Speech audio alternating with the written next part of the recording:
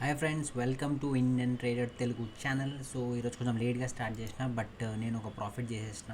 So Tata power అయితే ఒక casual ఇట్లా ఇన్వెస్ట్మెంట్ లాగా ఒక అంటే ఏమంటారు నమ్మకంతో ఒకటి తీసుకొని స్టార్ట్ చేసిన.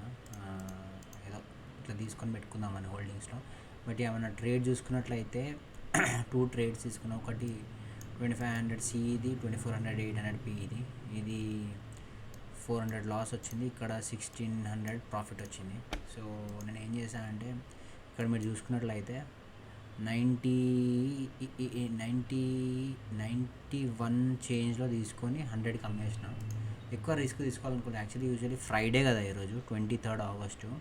ఇది యాక్చువల్లీ కిందికి వచ్చే ఛాన్స్ ఉందన్నమాట. బట్ స్టిల్ నాకు ఎందుకో వద్దనిపించింది, రిస్క్ వద్దు, ఇంకా 1000 రూపీస్ చాలని అనిపించింది.